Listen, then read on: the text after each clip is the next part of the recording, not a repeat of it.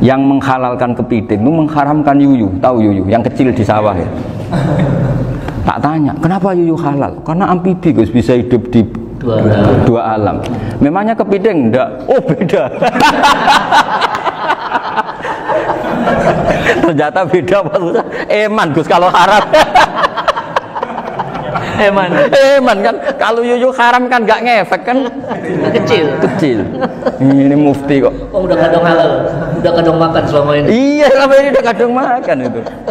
Makanya banyak kiai yang mengharamkan kepiting sebetulnya, tapi minoritas kan. Tapi yang mengharamkan yuyu mayoritas, wong kecil aja. Jadi kita ribet ikut siapa gitu.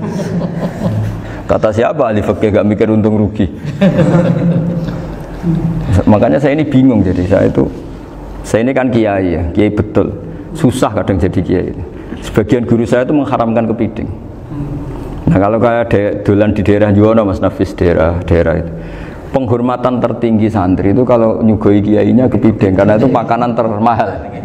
Bingung kan dia? Mau tidak makan itu kayaknya dipersiapkan betul Pak Arifin. Udah ada effort ya. Warna nyari yang mahal kan. Mau makan itu sebagian guru kita mengharamkan. Akhirnya ya ada darurat tadi. Makan sekadarnya. Kalau saya habis 3 pasti israf. Kalau habis 1 prosedur hormat yang nyugui. Itu susahnya jadi kiai. Kalau kamu kan tidak kiai, mumpung gratis. Enaknya gak jadi kiai kan itu Mas. Pertimbangannya mumpung gratis. Sudah gitu masih mun dibutuh mawon, makai dibutuh mawon. Oh digawa tenan. Tapi sebetulnya ada sisi naif dari yang bilang halal tadi.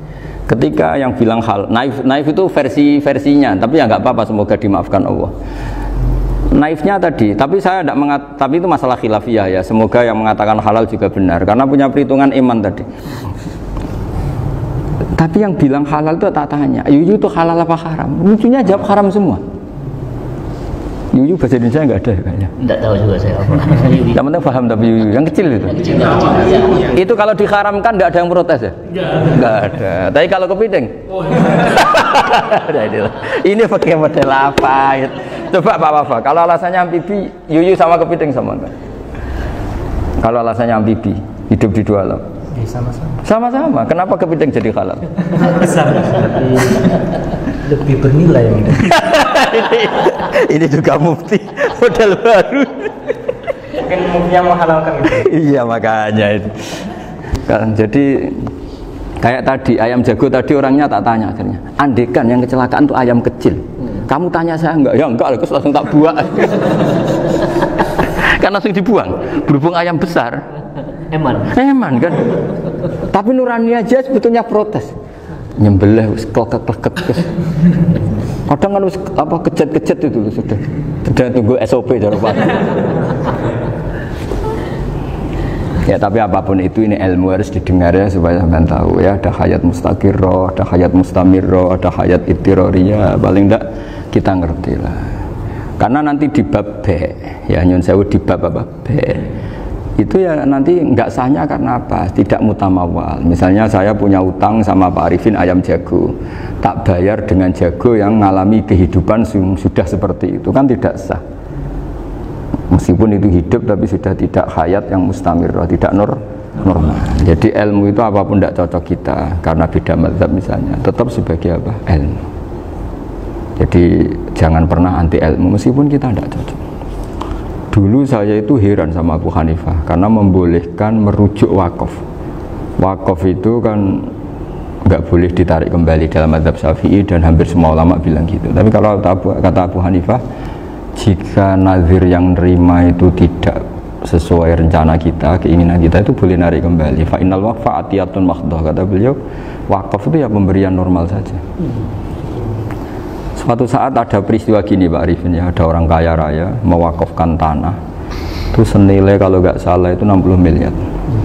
Singkat cerita beliau bermain apa gitu, bisnis apa itu bangkrut, kemudian itu belum disertifikatkan wakaf, kemudian nggak ada yang disawang coro Jawa, nggak ada yang dilihat, terus mau dibeli sama nyuwun sewu, sampai yang mau beli yang mampu itu non muslim. Singkat cerita ada orang kaya muslim yang mau beli itu tapi ada problem karena itu wakaf. Tapi kalau nggak dibeli itu malah dibeli non muslim. Tanya saya, akhirnya saya jawab nggak apa-apa, dibeli saja, ngikuti mazhab Abu Hanifah. Karena kalau mazhab Syafi'i itu nggak sah semua pembeliannya. Tapi apa artinya mazhab kalau kita berpikir nggak sah, tapi yang jual melakukan? Nah itu yang nggak dipikirkan oleh orang-orang fikih yang di Menara Gading. Apa gunanya kita bilang nggak sah, tapi yang punya tanah tadi tetap menjual. Karena tidak mengindahkan hukum itu, mau apa coba? Makanya saya bilang bagi tentang Gus itu nggak ada kaulnya dalam mazhab Syafi'i. Saya bilang kamu mengharamkan itu tidak ada gunanya, karena itu tetap dilakukan. Jadi kita pertimbangannya ndak itu, daripada dikuasai situ mendingan kita. Betul. Nah itu sisi-sisi fikih. Makanya ini kita ngaji fikih ndak segampang itu memberi fatwa, karena pertimbangannya banyak, Pak. Ndak hitam putih. Ndak hitam putih gitu maksud saya, ini cerita.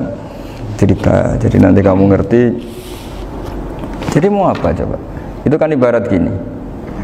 Hukumnya kita ngajar perempuan itu masalah sebetulnya secara, karena itu ajnabiyah.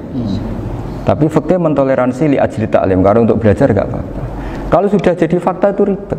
Dia maunya belajar sama kamu, dan sekali kamu tidak mau belajar ke yang lain yang potensi menyesatkan. Jadi fikihnya bukan masalah nazar lagi, sudah penyelamatan. Ribet kan kalau sudah begitu. Saya punya kenangan yang menurut saya itu harus jadi trauma. Siapapun harus jadi trauma. Ini cerita sedikit. Ini masih ngaji fikih, pertimbangan. Ada orang itu sangat khusyuk, Pak. Sangat khusyuknya di rumahnya Pak Wafa itu nggak ada TV, nggak ada motor, nggak ada apa saja. Ketika anaknya berkembang agak dewasa, itu pertama naik motor, itu ya utang jasa sama kawan-kawannya. Pertama dia ngelihat nikmati TV ya dari kawan-kawannya. Corong Jawa, mbek tanggane lah. Padahal orang tuanya ini protektif justru karena banyak tangganya sing ndak pati Islami lah. Ya mereka orang Islam tapi ya nggak sholat, nggak apa. Singkat cerita orang tuanya ini datang ke rumah saya nangis, Mari. Nangis Gus, sekarang saya ikrar bahwa mazhab Abah jenengan Kiai Nur Salim, mazhab bapak saya itu, mazhab jenengan itu lebih hebat timbang mazhab kula. Nangis dia. Dulu saya itu agak menyalahkan Kiai Nur Salim jenengan karena longgar di rumah ada TV, ada motor. Terus dia cerita. Nah karena anaknya ini pertama bisa naik motor, untuk anak ABG ini kan jasa yang luar biasa. Karena dia butuh sekali bisa naik motor, dipinjemin. Akhirnya walhasil anaknya ini yang saya merantau ke Jakarta kemana, akhirnya lam yusolli wa lam yasum. Padahal anaknya ya kiai kampung. Terus tak ceritain ini. Terus akhirnya dia tanya, kenapa sih Gus jenengan sama Abah kok longgar gitu sama anak? Tak ceritani gini Pak Arifin, menurut ilmu al-insan abdul ihsan, manusia itu budaknya kebaikan. Karena utang jasanya sama anak ini, ya dia akan ainut anak ini.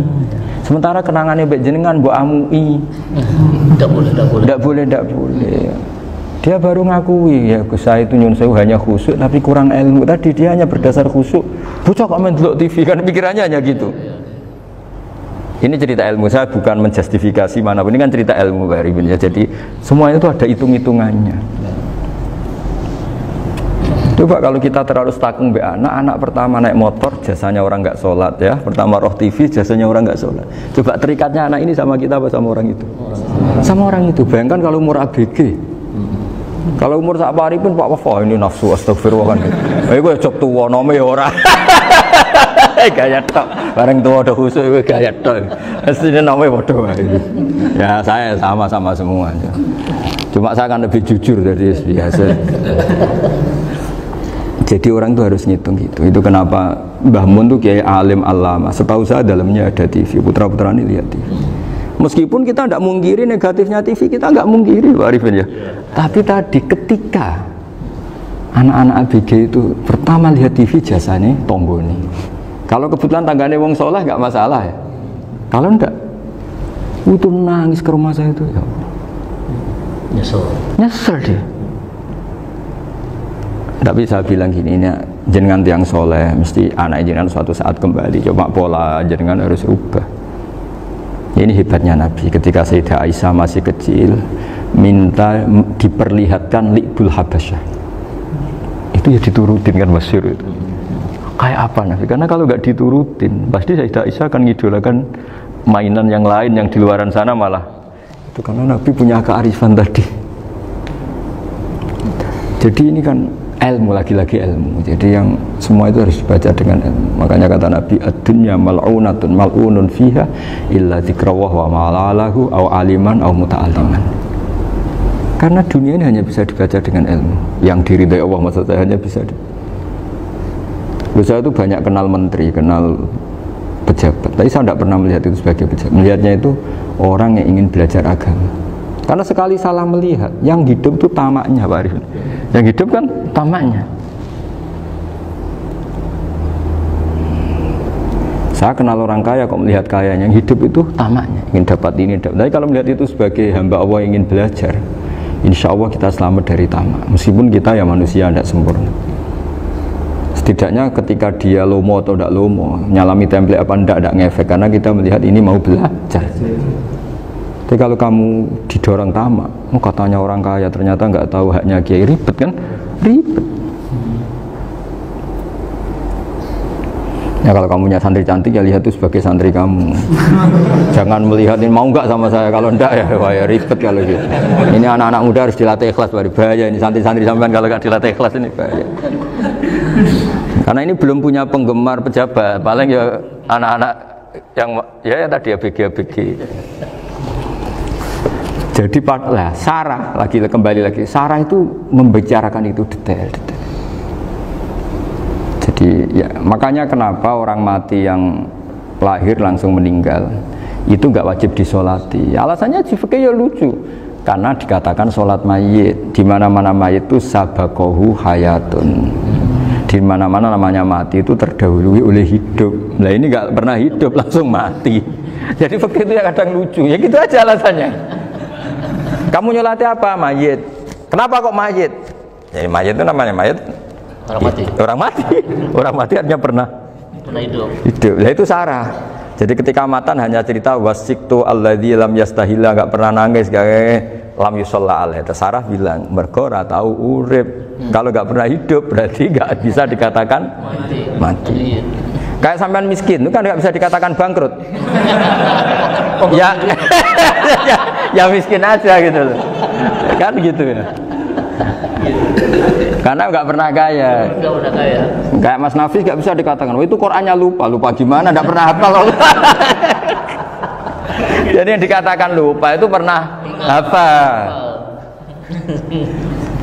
Nggak lupa nggak apa, Gus Qurannya lupa, gaya nggak pernah hafal kok bilang apa? Lupa gitu. Nggak boleh Pak Wafa bilang saya ini bangkrut apa? Nggak pernah kaya kok bangkrut. Jadi semua itu ada aturannya itu.